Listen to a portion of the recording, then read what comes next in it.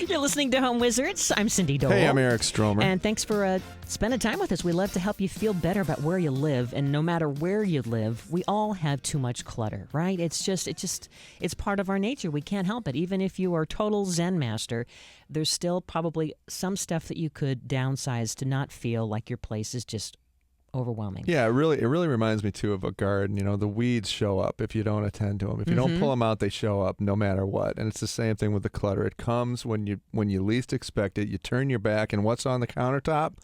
Nine things that you didn't think were going to get there. A smorgasbord, you know? Yeah, right? It's all there. It keeps showing up. So let's kind of walk you through the different rooms where you live and just some basic tips to kind of be really mindful so that you can very, quickly, maybe in 20 minutes, tackle an area and feel like, wow, yeah, this feels good, right? So how about in the living room? Before you go to bed, kind of do a sweep through, kind of straighten whatever looks out of place, collect newspapers for recycling, put remote controls. Put them back into the place that they're supposed to go. That's a critical thing. I've just last night was like, why is the remote gone, everybody? Excuse me. It's still gone. And then my kids are like running to their rooms and hiding. Yeah. Uh-oh. So, make sure, again, that a pretty basket is ideal for organizing newspapers and magazines and television TV guides and such. And so consider establishing this rule with your family that whoever carries something into the room is also going to need to carry it out. Yeah. Bottle of cream soda on the couch this morning when I woke up.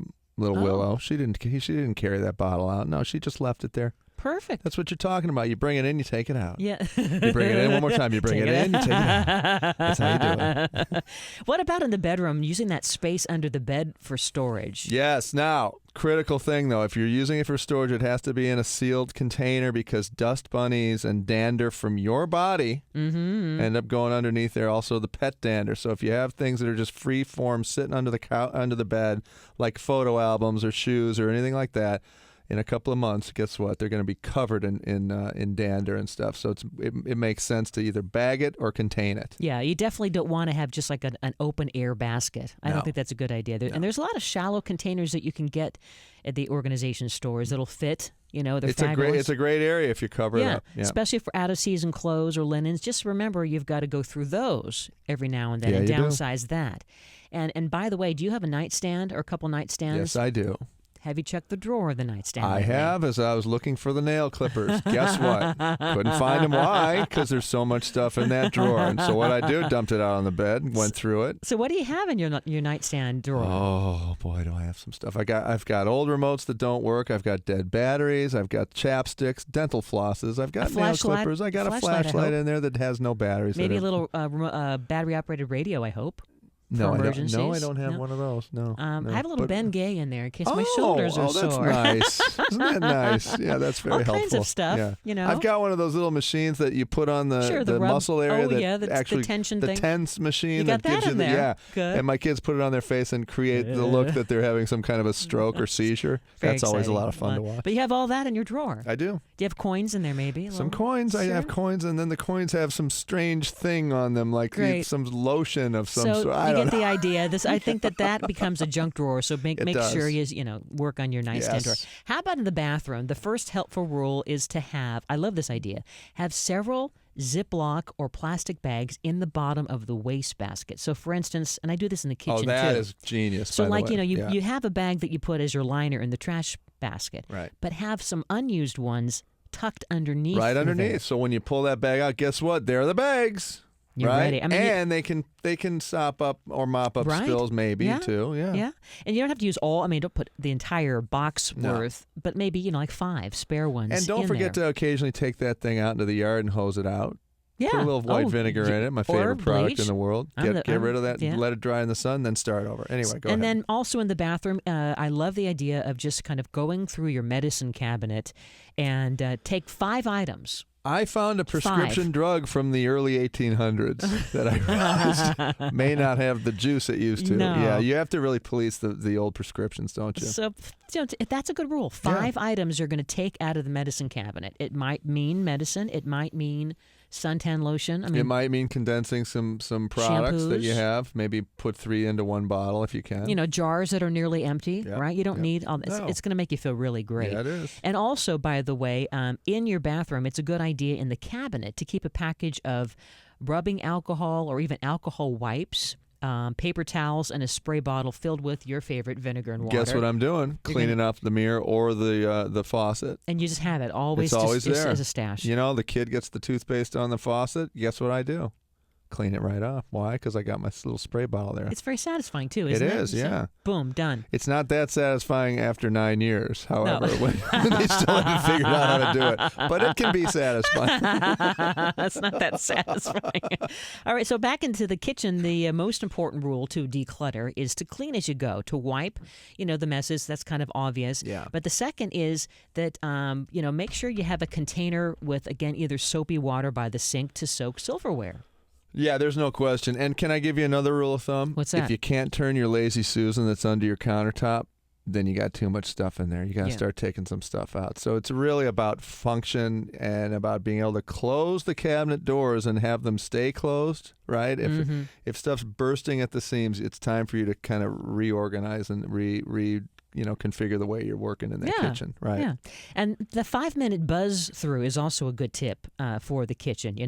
Give yourself 5 minutes and you just kind of zip right through, and you can take a look not only of the countertop, wipe it down, the top of the stove, the exterior of the refrigerator, especially the handles of the refrigerator, right? The outside of the microwave. And we talked about this tip just a past week or so ago on the inside of the microwave. Very easy to do.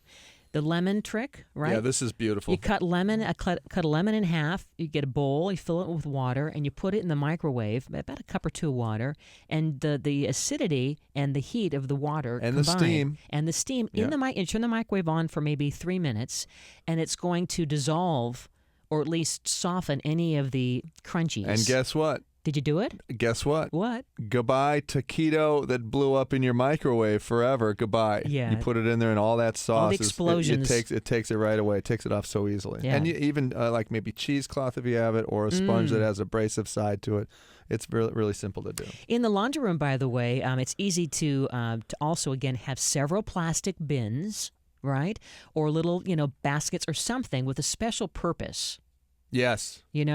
Because, again, that area on top of the washer and dryer, or if you have a counter, all of a sudden it becomes, again, another collection. If the counter area. can't fold, if you can't put the stuff on the counter to fold, then guess what? It's not working for you. Yeah. It can't just be like that's extra, just kind of stashing your groceries or whatever. If you have an overwhelmed laundry room too, you may want to think about getting one of those rolling racks to hang clothing, because that can be helpful when you're trying to dry stuff, where you can just hang it in that room and then get stuff off again the counter. And watch out too about using that laundry room as the big bulk item storage area, right?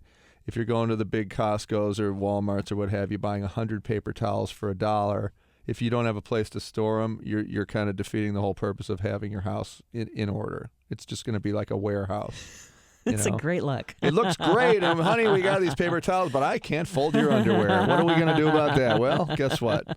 Now, in the garage, this is like a whole... books and books and books are written about how to organize the garage. But to really simplify it, because I know you're going to feel overwhelmed, just give yourself 20 minutes and just think of one corner and one function. So let's say, for instance, that you have sporting gear in your garage. Yeah. Just focus for 20 minutes. Spend that 20 minutes on only the sporting. That's a great idea. Or then the next time, the gardening equipment. Yep. Or the Walk car. into that room with a theme for that Sunday for 20 minutes, like you said. Today I'm doing only gardening tools. I'm going to just look for those. Just focus on Even that. if it takes 2 minutes and then you got extra time, I suggest get out, move on. Let it go until the next time. Sure. Otherwise, it's too overwhelming. You don't have to do it all in one time. You're not going to. No. And of course, we all have that leftover paint. Yes, we do. Cans and cans of paint, and probably the can is just sitting there, right? Here's what I want you to do. I want you to get a mason jar, and I want you to take the paint, pour it into the mason jar, cover it up, put a thing of tape across it that says, Lady Night Pink or whatever color it is. You can see it. You have just enough to create another quart or gallon if you need it from the paint store computer matching service. And then guess what? You can throw the paint out. And if you can't throw the paint out because it's wet still, pour it out on some newspaper with some kitty litter. It'll dry. quickly, then you can throw it out in the garbage can, and the folks will take it away. Because it's dried and it's not a liquid item. And also, speaking of clear to store your paint, I also love the idea, if not the mason jars, we love mason jars, but you also can use plastic water bottles. Yes, you can. You know, the bottles that we walk around with all day. You can get different sizes, the minis or the mediums or the larges. Right. And isn't that a cute way? You can see it. It's not going to fall over and break. Yep. And again, label it. And it's always going to just be touch-up anyway. Chances are you're going to always repaint a room a different color, so all you need is enough to get a match if you need a touch-up. Yeah. Don't keep the whole gallon. I know. You don't need it. We have a love with our paint cans, right? I know. Anyway, speaking of paint, when we come back, we have some more ideas for you, like how do you choose the right color of paint for the exterior of your home? There you go. That's a segue right there, Eric my darling. Stromer, Cindy Dole. You're listening to Home Wizards. By the way, make sure you go to our website because we have our Getting Organized downloadable printables at yourhomewizards.com.